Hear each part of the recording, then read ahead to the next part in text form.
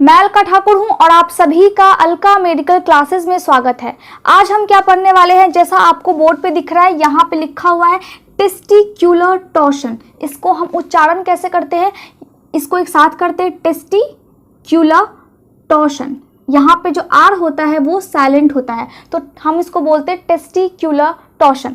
Testicular का मतलब क्या होता है, टेस्टिक्युलर का मतलब होता है ये जो यहाँ पे ब्लू कलर की, इसको हम बोलते हैं टेस्टिकल। अब ये टेस्टिकल कहाँ पे पाई जाती है? टेस्टिकल मेल रिप्रोडक्टिव ये जो पार्ट है ये किसमें होती है? ये पुरुषों में पाई जाती है और प्रजनन की क्रिया में ये बहुत सहायता करती है। ये क्या है, ये लंबी सी जो स्ट्रक्चर, इसको हम बोलते हैं पेनिस।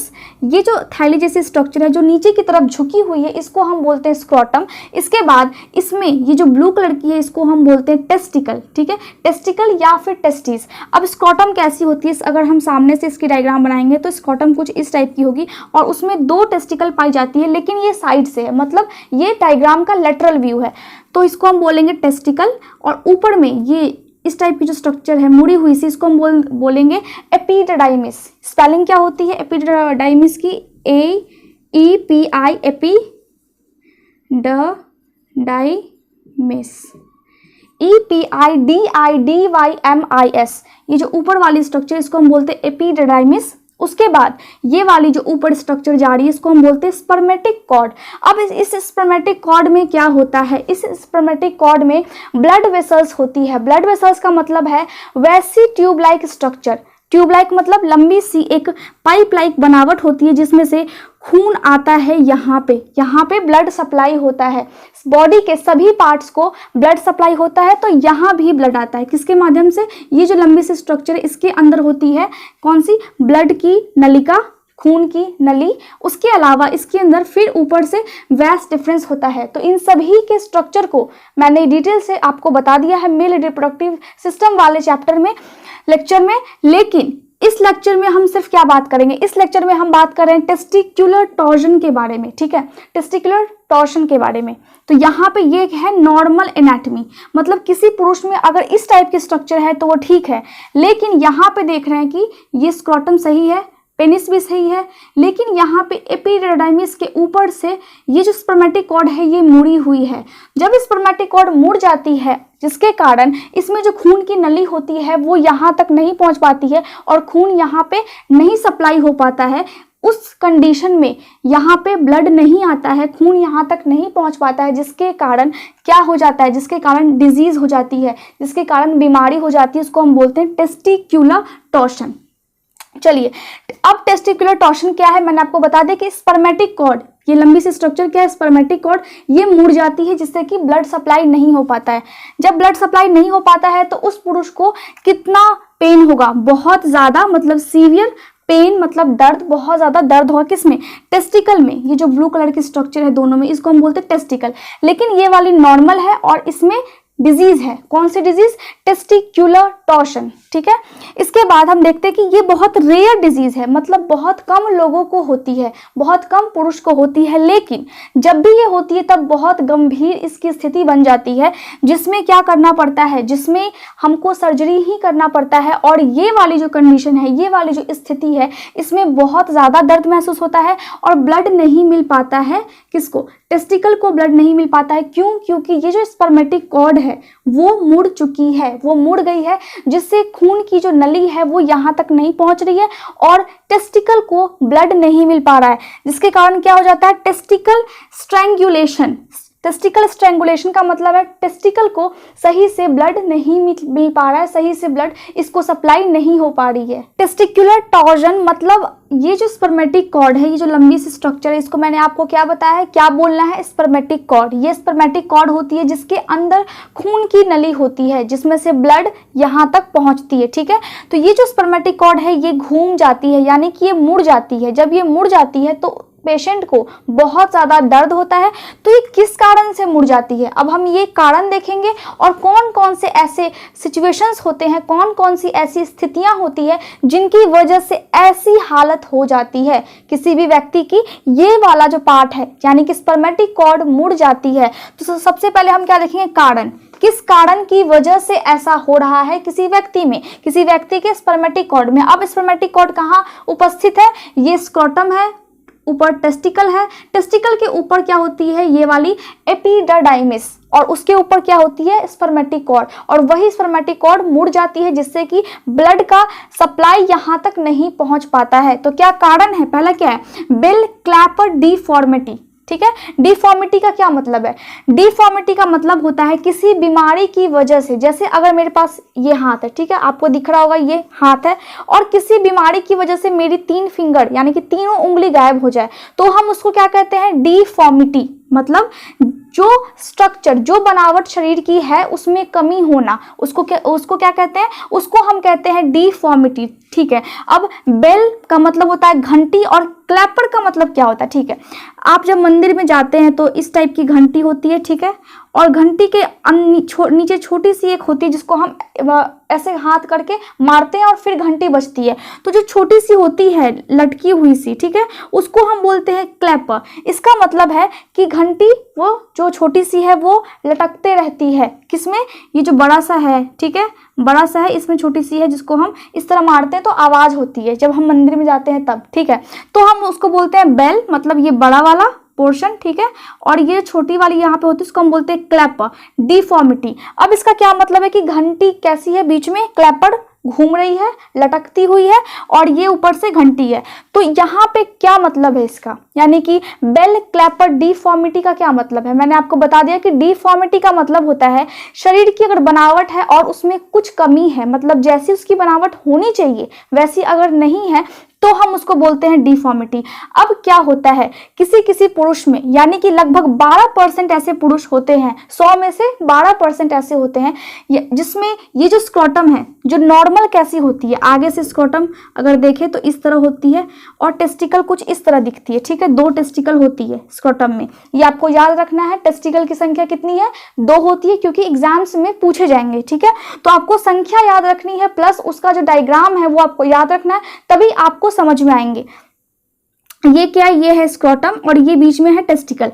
तो ये जो टेस्टिकल है ये स्क्रोटम के पीछे वाले स्किन से, यानी कि अगर ये टेस्टिकल है, समझ लीजिए कि ये वाली क्या है, ये स्क्रोटम की पीछे वाली स्किन है, सतह है पीछे वाली, तो टेस्टिकल चिपकी हुई रहती है, मतलब फिक्स रहती है एक जगह पे। लेकिन बेल क्लैपर डिफॉर्मिटी में क्या होती है कि ये जो स्पर्मेटिक कॉर्ड है और ये जो टेस्टिकल है ये पूरी स्ट्रक्चर लटकती हुई रहती है और हिलती रहती है, मतलब स्क्रोटम के सतह में चिपकी हुई नहीं रहती है, फिक्स नहीं रहती है, जिससे कि ये वाली जो पूरी, यानी कि ये इस तरह नॉर्मल स्ट्रक्चर है तो ये पूरी इस तरह हिलती रहती है, ठीक है। जब ये हिलती है तो इसकी इस तरह मुड़ जाने के जो चांसेस होते हैं वो बहुत ज्यादा बढ़ जाते हैं। क्यों? क्योंकि यह स्क्रोटम के सतह पे चिपकी हुई नहीं है, उससे फिक्स नहीं है, ठीक है।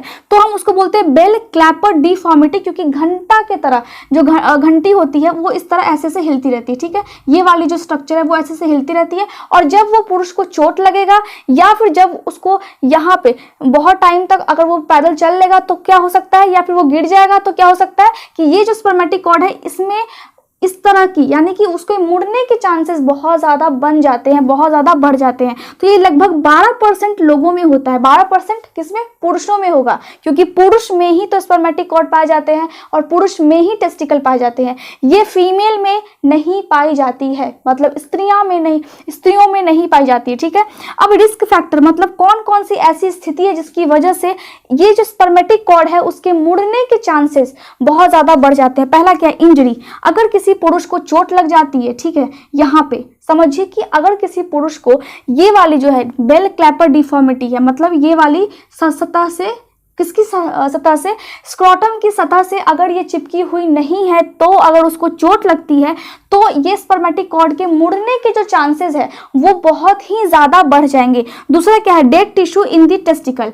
चलिए अब टेस्टिकल, ये जो ब्लू वाली दिख रही है आपको, ठीक है, ये क्या है? ये इसमें बीमारी है, इसमें कौन सी बीमारी है? Testicular torsion. लेकिन ये नॉर्मल स्ट्रक्चर है, ये नॉर्मल बनावट है। तो ये जो ब्लू वाली है इसको हम बोलते हैं टेस्टिकल। इसमें क्या होती है? ये टिश्यू से बनी होती है। अब टिश्यू क्या होती है? हमारा जो बॉडी है वो छोटे छोटे सेल की स्ट्रक्चर कैसी होती है, सेल की बनावट कैसी होती है? इस तरह होती है, ठीक है, हम लोगों में। तो इस तरह बहुत सारे सेल जुड़ करके टिश्यू का निर्माण करते हैं और बहुत सारे टिश्यू जुड़ करके ऑर्गन, यानी कि जो हमारे बॉडी में लीवर हो गई, पैनक्रिया हो गई, या फिर यही अगर जो टेस्टिकल है वो हो गई, तो बहुत सारे टिश्यू मिल करके ऑर्गन का निर्माण करते हैं हमारे बॉडी में, ठीक है। तो यहाँ पे क्या होता है, यहाँ पे जो टेस्टिकल है उसका टिश्यू डेड हो जाता है, उसका टिश्यू मर जाता है। अब मर क्यों जाएगा, क्योंकि इसको यहाँ पे चोट लगी है और हो सकता है कि यहाँ पे खून जम जाए और सही से इसको ब्लड ना मिले, ठीक है, उस वजह से हो सकती है। तो जब यहाँ पे ऐसी स्थिति पैदा होती है तो ये जो स्पर्मेटिक कॉर्ड है इसके इस तरह बदलने के चांसेस यानी कि मुड़ने के चांसेस बहुत ज़्यादा बढ़ जाते हैं। उसके बाद क्या है, इन्फेक्शन ऑफ डैमेज टिश्यू। अगर किसी पुरुष को यहाँ पे चोट लग गई है और यहाँ की टिश्यू डैमेज हो गई है तो क्या होगा, तो यहाँ पे इन्फेक्शन पैदा होने के चांसेस बहुत ज़्यादा बन जाएंगे। और अगर यहाँ पे इन्फेक्शन हो गया तो समझिए कि स्पर्मेटिक कॉर्ड तक भी इन्फेक्शन जाएगा, और जब स्पर्मेटिक कॉर्ड तक भी इन्फेक्शन जाएगा तो उसके मुड़ने के चांसेस यानी कि इसके इस तरह होने के चांसेस बहुत ज़्यादा बढ़ जाते हैं। उसके बाद क्या है, अगर कोई पुरुष बहुत ज़्यादा एनर्जी वाला एक्सरसाइज कर लेता है, मतलब अगर कोई व्यक्ति, कोई पुरुष है और वो एकदम हेवी एक्सरसाइज करने लगता है, अचानक से पूरे दिन में से कम 8 घंटा एक्सरसाइज कर लेता है या फिर 4 घंटा, और हेवी चीज़ों को उठा करके अगर वो व्यायाम करता है तो उस कंडीशन में भी ये प्रॉब्लम आ सकती है, क्योंकि यहाँ पे बहुत ज़्यादा प्रेशर लगेगा, यहाँ पे बहुत ज़्यादा एक तरह समझिए कि जो भी अगर वो भारी सामान उठाएगा तो प्रेशर यहाँ पे लगेगा, ठीक है, उसको यहाँ पे बहुत ज़्यादा प्रेशर लगेगा, जिसके कारण स्पर्मेटिक कॉर्ड के इस तरह मुड़ने की जो संभावना है वो बहुत हद तक बढ़ जाती है, ठीक है। इसके बाद अगर ये हम देखते हैं कि अगर ये बच्चों में होगी तो क्या होगा, 6 साल का जो बच्चा है उससे कम एज के बच्चों को ये अक्सर हो जाती है, ठीक है। 6 साल का जो बच्चा है उससे जो कम उम्र के बच्चे होते हैं उसमें ये ज़्यादातर होती है। उसके बाद अगर इस कंडीशन को अगर कोई डॉक्टर डिटेक्ट करना चाहे, पहचानना चाहे कि क्या इस पुरुष में या फिर क्या इस बच्चे में आने वाले दिनों में ऐसी स्थिति पैदा हो जाएगी, तो ये मुमकिन नहीं है, ठीक है। ये मुमकिन क्यों नहीं, क्योंकि हमें पता ही नहीं लगेगा, कोई ऐसा टेस्ट ही नहीं है जिससे हमें ये पता लग पाए कि अभी तो ये नॉर्मल है, लेकिन अचानक से हो सकता है कि उसको आने वाले दिनों में चोट लग जाए और फिर अचानक से उसका जो स्पर्मेटिक कॉर्ड है वो कुछ इस तरह हो जाए, ठीक है। लगभग 40% जो मेल होते हैं, 40% जो पुरुष होते हैं, उनमें अगर ऐसी स्थिति होती है तो उनके दोनों टेस्टिस में ऐसी स्थिति बन जाती है, ठीक है। एक में नहीं बनती है, एक में बहुत कम बनती है। अगर किसी पुरुष को ऐसी स्थिति बनती है जिसमें उसका स्पर्मेटिक कॉर्ड मुड़ जाता है तो दोनों टेस्टिस में ऐसा होता है, दोनों टेस्टिकल में ऐसा होता है, और लगभग 40% पुरुष को ऐसी बीमारी है जिसको हम बोलते हैं, अगर दोनों टेस्टिकल में होता है तो हम उसको बोलते हैं बाइलेटरली, ठीक है, दोनों में हो गया है। तो बहुत सारे पुरुष को ये बीमारी होती है, 40% पुरुष को दोनों टेस्टिकल में एक साथ इस तरह की समस्या पैदा हो जाती है, इस तरह की समस्या उसके स्पर्मेटिक कॉर्ड में आ जाती है। अगर किसी पुरुष में इस तरह की सिचुएशन हो गई है, इस तरह की बीमारी हो गई है, कौन सी बीमारी, टेस्टिक्युलर टॉर्शन की बीमारी अगर हो गई है तो उसके बॉडी में, तो उसके शरीर में क्या क्या लक्षण हमें देखने को मिलेंगे, हमें कुछ लक्षण देखने को मिल सकते हैं। तो उस लक्षण को हम मेडिकल टर्म में क्या बोलते हैं, मेडिकली हम किस भाषा का उपयोग करेंगे, क्लिनिकल मैनिफेस्टेशंस हम लिखेंगे, ठीक है। अगर उसके सिम्टम्स का मतलब होता है लक्षण, अगर ये डिजीज हो गई है, अगर ये बीमारी हो गई है तो लक्षण उस पेशेंट में क्या क्या देखने को मिल सकते हैं। पहला मैंने क्या लिखा है, एक्सक्रूशिएटिंग का मतलब है कि बहुत ज्यादा वन साइडेड टेस्टिक्युलर, इसको हम क्या पढ़ेंगे, testicular pain with sudden swelling. इसका मतलब है कि एक साइड में उसके टेस्टिस कैसी होती है, ये है आपकी स्क्रोटम, ठीक है, ये दोनों साइड है, ठीक, 2 टेस्टिकल होती है, संख्या इसकी 2 होती है, और ये स्क्रोटम है, ये साइड से मैंने बनाया है और ये थोड़ी सूजी हुई है इसलिए मैंने इसको थोड़ा सा फैला करके बनाया, ठीक है। तो ये क्या है, ये है स्क्रोटम और ये बीच में हो गई टेस्टिकल। तो ये जब टेस्टिकल हो गई है तो क्या है, excruciating one sided testicular pain, यानी कि अगर सूजन दोनों टेस्टिस में भी है, दोनों टेस्टिकल में भी है, तब भी एक साइड, उस पुरुष को एक साइड बहुत ज़्यादा, एक्सक्रूशिएटिंग का मतलब होता है बहुत ज़्यादा उसको दर्द होगा किसी एक साइड, ठीक है। ये स्क्रोटम है और इसमें टेस्टिस है, तो किसी एक साइड में बहुत ज़्यादा उस पेशेंट को दर्द होगा और साथ ही यहाँ पे सूजन आ जाएगी, इस टेस्टिकल में, दोनों टेस्टिकल में सूजन आ जाएगी। ये क्या है, ये नॉर्मल है, और यहाँ देखिए ये थोड़ा सा फैला करके मैंने बनाया, मतलब इसमें सूजन हो गई है। इसका कलर ब्लू और ये स्पर्मेटिक कॉर्ड का कलर जो है, रंग जो है वो ग्रीन नहीं होता है, ये मैंने सिर्फ समझाने के लिए, ताकि आपको दिखे, इस वजह से मैंने इसको ब्लू और इसको ग्रीन कलर से किया है। ठीक है, तो इसमें क्या होती है, बहुत ज़्यादा एक साइड में, एक टेस्टिकल में बहुत ज़्यादा दर्द महसूस होता है। ठीक है, अब जब दर्द होता है और यहाँ पे जब सूजन हो जाती है टेस्टिकल में, उसके बाद क्या होता है, उसके बाद ये जो स्पर्मेटिक कॉर्ड है इसमें भी सूजन आती है और फिर ये इस तरह मुड़ जाती है। पहले सीधी होती है, ये नॉर्मल स्ट्रक्चर है, ये नॉर्मल बनावट है। ठीक है, उसके बाद ये इस तरह मुड़ जाती है। उसके बाद पेशेंट को नोजिया का मतलब होता है कि उसको जो वॉमिटिंग का मतलब क्या होता है कि उल्टी। ठीक है, उल्टी, और नोजिया का मतलब होता है मितली आएगी, उसको ऐसा लगेगा जैसे कि वो अभी उल्टी कर देगा, और वॉमिटिंग का मतलब होता है कि वो उसको उल्टियाँ होगी। ठीक है, तो उल्टियाँ होंगी, और इस नोजिया का मतलब होता है कि मितली, उसको उल्टी जैसा अंदर से फीलिंग आएगा, अंदर से उसको ऐसा मन करेगा। ठीक है, उसके बाद है एब्डोमिनल पेन। अब एब्डोमेन किसको बोलते हैं, ये जो हमारा फेफड़ा होता है, समझ लीजिए कि ये फेफड़ा है, फेफड़े के बाद इस टाइप का बॉडी में होती है, फिर नाभि होती है, फिर यहाँ से आपकी दोनों पैर होती है। तो फेफड़े के नीचे से लेकर के यहाँ तक, ठीक है, पैर के ऊपर तक। ठीक, इसको हम बोलते हैं एब्डोमिनल कैविटी। एब्डोमिनल कैविटी, आपको प्रोनाउंसिएशन यानी कि इसका उच्चारण बिल्कुल सही करना है। क्या करना है, एब्डोमिनल कैविटी। कैविटी की स्पेलिंग क्या होती है, CAVITY। कैविटी का मतलब होता है गुहा। ठीक है, तो एब्डोमिनल कैविटी, तो यहाँ पे इस वाले पोर्शन में, इस वाले एरिया में उस व्यक्ति को दर्द महसूस होगा जिसमें ये वाली कंडीशन आ गई है, ये वाली बीमारी है जिसमें उसका स्पर्मेटिक कॉर्ड मुड़ चुका है। इसको सीधी होनी चाहिए लेकिन ये मुड़ चुकी है। ठीक है, उसके बाद उसको फीवर भी हो सकता है। जब इसको सूजन होगा यहाँ पे टेस्टिकल में, और जब इसको दर्द महसूस होगा तो साथ ही साथ उसको बुखार भी लग सकता है।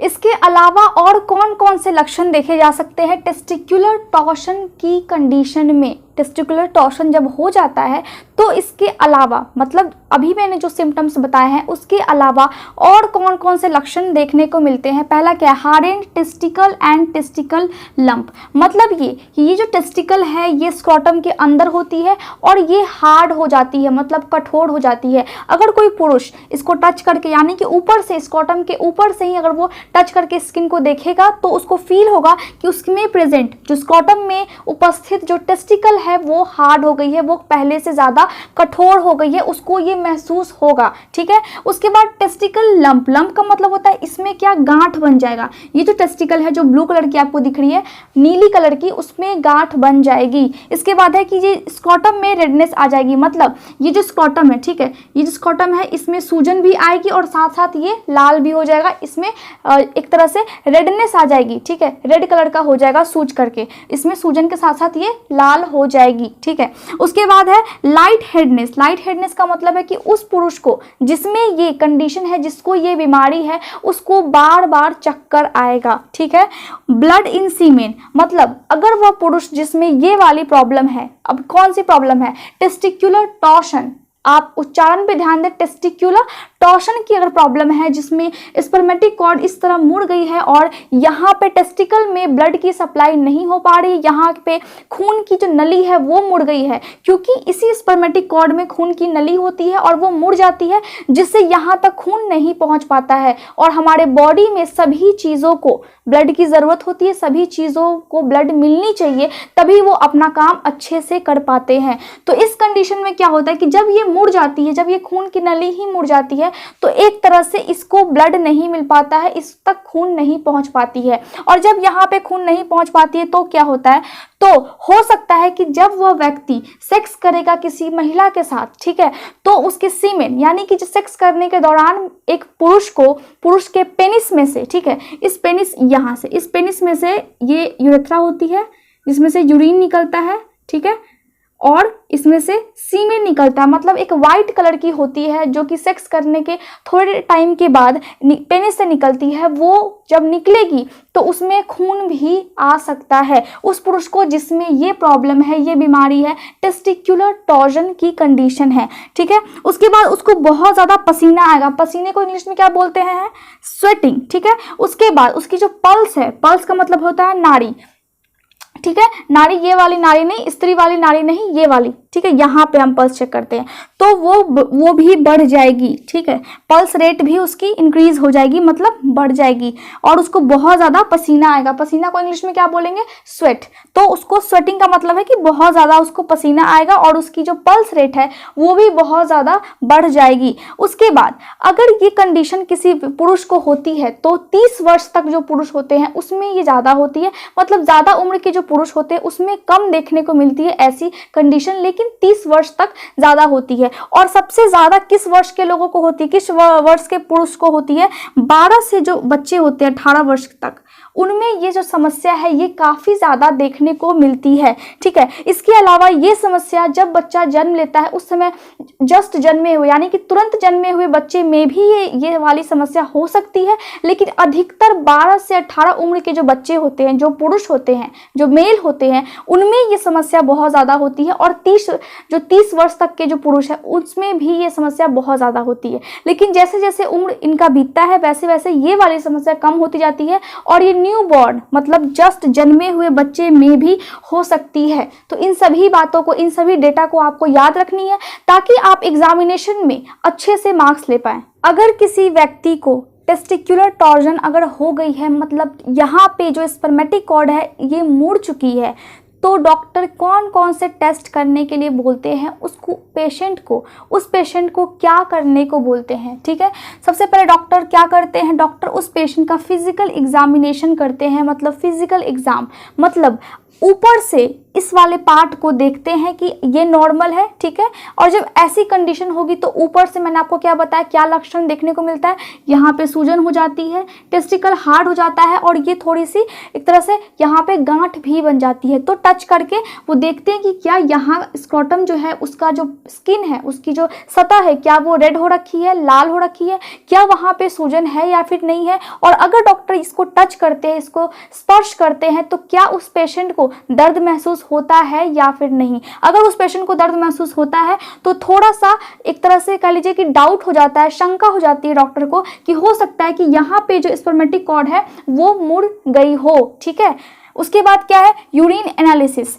अगर पेशेंट यूरिन पास करता है, ठीक है, यूरिन पास करता है तो उसके यूरिन में हम चेक करते हैं कि क्या उसमें ब्लड है। फिर उसके हम सीमेन को भी चेक करते हैं कि क्या उसके सीमेन में ब्लड है। सीमेन क्या है? जब एक मेल और एक फीमेल जब सेक्स करते हैं तो मेल के पेनिस से, इस पेनिस से, इसको हम बोलते हैं पेनिस से एक वाइट कलर का कुछ पदार्थ निकलता है, उसको हम बोलते हैं सीमेन, ठीक है।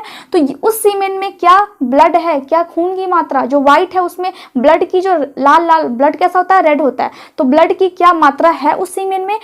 अगर ब्लड की मात्रा होगी तो थोड़ा सा उस डॉक्टर को शंका होगा कि जरूर यहाँ पे कुछ ना कुछ गड़बड़ है और हो सकता है कि यहाँ की जो स्पर्मेटिक कॉर्ड है वो मुड़ चुकी हो, ठीक है। उसके बाद क्या करते हैं? Blood count. उसके शरीर में हम देखते हैं कि ब्लड की कमी है या फिर नहीं है, और उसके शरीर में जो रक्त कोशिका है, मतलब आरबीसी हो गई, ठीक है, रक्त कोशिका है, वो पूरा है या फिर नहीं है।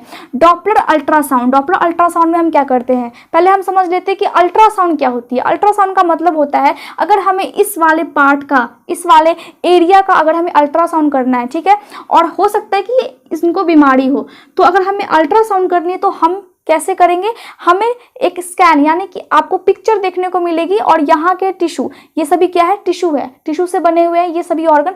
तो यहाँ के टिश्यू में आपको देखने को मिलेगा कि नॉर्मल है या फिर नहीं है। लेकिन यहाँ पे जो डॉपलर अल्ट्रासाउंड, इसका मतलब होता है कि इस टिश्यू में, इस पार्ट में जो ब्लड बहती है, जो खून बहती है एक जगह से दूसरी जगह पे, उस खून के फ्लो का मतलब होता है उसकी रफ्तार भी हमें देखने को मिलती है कि खून बॉडी के किस किस एरिया में जा रही है और क्या वो सही से जा रही है या फिर नहीं, ठीक है। इसको हम बोलते हैं डॉपलर अल्ट्रासाउंड। इसके बाद क्या है? बेडियोक्लाइड स्कैन। इसमें क्या करते हैं? इसमें एक रेडियो एक्टिव मटेरियल होता है। कौन सी मटेरियल?